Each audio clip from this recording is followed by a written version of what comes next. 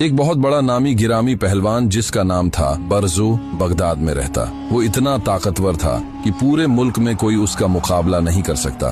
बादशाह से लेकर अवाम तक सब उसकी इज्जत करते। एक दिन बादशाह ने बहुत बड़े इनाम का ऐलान किया कि जो भी बरजो पहलवान को हराएगा उसे इनाम दिया जाएगा। बरजो पहलवान अखाड़े में उतरा और ललकार कर कहने लगा, है कोई जो मेरा मुकाबला करे? लोगों के पूरे मजमे में खामोशी छा गई। अचानक एक निहायत दुबले पतले, बूढ़े और कमजोर से शख्स ने हाथ उठाया और कहा, मैं लड़ूंगा। लोग हंसने लगे कि यह हड्डियों का ढांचा इस पहाड़ जैसे पहलवान का मुकाबला कैसे करेगा। बरजो पहलवान ने भी हिकारत से उसे देखा। जब मुकाबला शुरू होने वाला था तो वो बूढ़ा शख्स बरजो के करीब आया और उसके कान में कहा कि बेटे, मैं कोई पहलवान नहीं हूँ, मैं तो सैयद ज़ादा हूँ, नबी पाक सल्लल्लाहु अलैहि वसल्लम की आल से हूँ। मेरे बच्चे कई दिनों से भूखे हैं। मैंने सुना है कि जो तुमसे जीतेगा बादशाह उसे बहुत बड़ा इनाम और माल व दौलत देगा। मैंने अपनी इज्जत दांव पर लगा दी है। अगर आज तुम मुझे जितवा दो तो मेरे बच्चों के घर का चूल्हा जल जाएगा और मैं तुम्हें दुआएं दूंगा।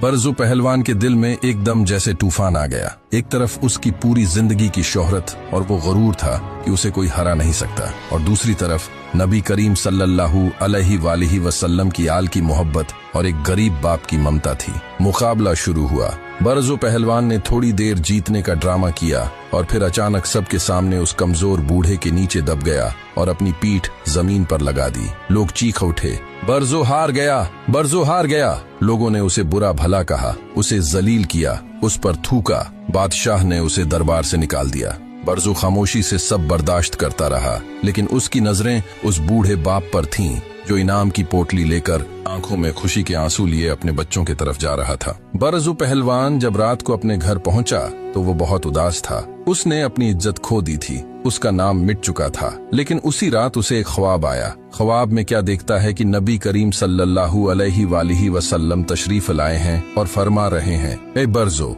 तूने मेरे बच्चों की खातिर अपनी अना और शोहरत को कुर्बान कर दिया। जा, आज से तेरा नाम पहलवानों के लिस्ट से काटकर अल्लाह के वलियों की लिस्ट में लिख दिया गया है। कहा जाता है कि जब बरजो सुबह बेदार हुआ तो उसके दिल की दुनिया बदल चुकी थी। उसने सब कुछ छोड़ दिया और इबादत में मसरूफ हो गया। वो शख्स जिसने एक दिन के लिए अपनी पीठ जमीन पर लगाई थी, अल्लाह ने उसे दीन की ऐसी बुलंदी अता की कि आज भी तारीख उसे हजरत जुनैद बगदादी रहमतुल्लाह अलैह के बा इज्जत नाम से लिखती है, जो कि इस वाक़ये के बाद अल्लाह के अजीम वली बने। सबक, कभी कभी हारना दरअसल सबसे बड़ी जीत होता है। अगर आप अल्लाह की रजा के लिए अपनी अना और शोहरत को कुर्बान कर दें तो अल्लाह आपको वो मकाम देता है जिसका आप तसव्वुर भी नहीं कर सकते। दूसरों की जरूरत को अपनी अना पर तरजीह देना ही इंसानियत की मेराज है।